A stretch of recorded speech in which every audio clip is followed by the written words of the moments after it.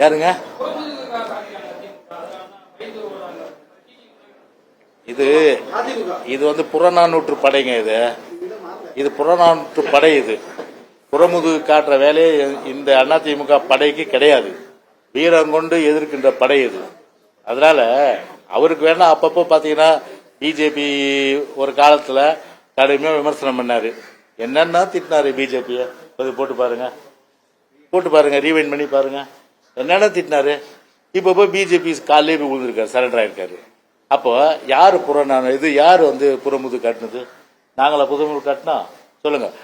ஒரு முடிவு எடுத்தோம்.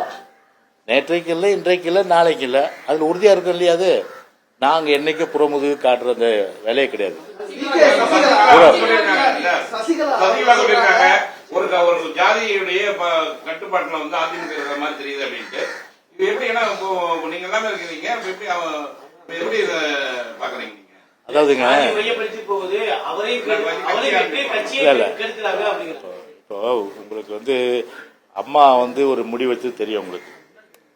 திரும்ப சசிகலாவும் சரி, சசிகலா சார்ந்த குடும்பத்தையும் சரி, கட்சிக்கும் அவங்களுக்கு எந்த சம்பந்தம் சொல்லி முழுமையா வந்து ஓஎஸ்காரனை விட்டு, அதாவது டீசெண்டா சொல்லணும்னா வெளியேற்றப்பட்டான்னு சொல்லலாம், உங்க பாணியை சொல்லலாம் விரட்டி அடிக்கப்பட்டான்னு சொல்லலாம். சரிதானே?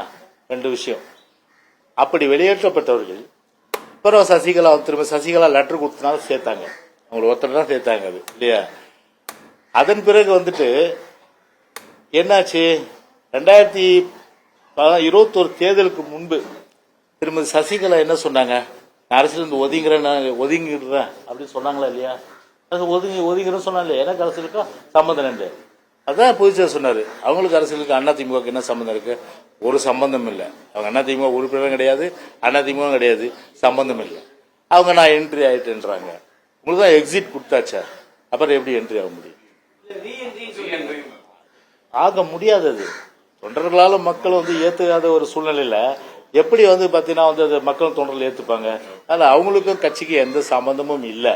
அதனால ஜாதி, மதம், இனம், மொழி எல்லாவற்றையும் கடந்து புரட்சி தலைவர் வழியில, புரட்சி தலைவர் அம்மா வழியில இன்றைக்கு அனைத்து இந்திய அண்ணா திராவிட முன்னேற்ற கழகத்தை பொறுத்தவரை எல்லா சமூகத்துக்கும் பிரதித்துவம் கொடுத்து ஆல் ஆர் ஈக்குவல் இந்த பார்ட்டி என்கிற அடிப்படையில் ஒரு சமத்துவ கட்சி, ஒரு சமத்துவம் என்ற அடிப்படையில் இன்றைக்கு அனைத்து இந்திய அண்ணா திராவிட முன்னேற்ற கழகத்தில் தவறுது. இது பொறுக்க முடியல.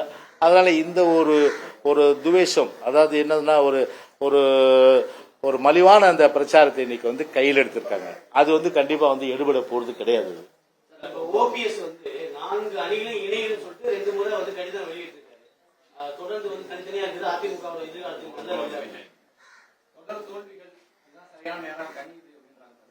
இல்ல, அவரை பத்தி தெரியும் உங்களுக்கு. எவ்வளவு காலம் அவரை பத்தி நம்ம சொல்லிட்டு இருக்க முடியும் சொல்லுங்க? நீங்க தான் அவரை பத்தி பேசி பேசி அவரை பெரிய ஆளாக்குறீங்க. அவரை பொறுத்தவரை பாத்தீங்கன்னா வந்து கட்சி தொண்டர்கள் ஒரு கடுமையான அதிருப்தி காரணம். எப்படின்னா, ஒரு இதே புரட்சி தலைவர் மாளிகையில போயிட்டு அங்க போய் வந்து ஒரு கோயிலை வணங்குறவங்க நம்ம எல்லாம் இதே தலைமை கழகத்தை பொறுத்தவரை அதை போய் எட்டி வச்சு காலை அடிச்சு இந்த டாக்குமெண்ட்ஸை கொள்ளையடிச்சு சூறையாடி அதுக்கப்புறம் நீதிமன்ற தலையிட்டு அதெல்லாம் கொண்டு வந்து வச்சுட்டு அவர் ரெட்டையில சின்னத்தை ஏற்று நின்று அதே போல வந்து கட்சியை வந்து பல வகையில பார்த்தீங்கன்னா வந்து குழப்பத்தை ஏற்படுத்த நினைச்சு அதுல ஃபெயிலியர் ஆகி கிட்டத்தட்ட வந்து அவர் வந்து திமுக வந்து சட்டமன்றத்தில் இது பாராட்டி பேசுது, அவருடைய மகன் வந்து ஸ்டாலினை பாராட்டி பேசுது, தொண்டர்கள் பார்த்துட்டு இருக்கிறாங்க.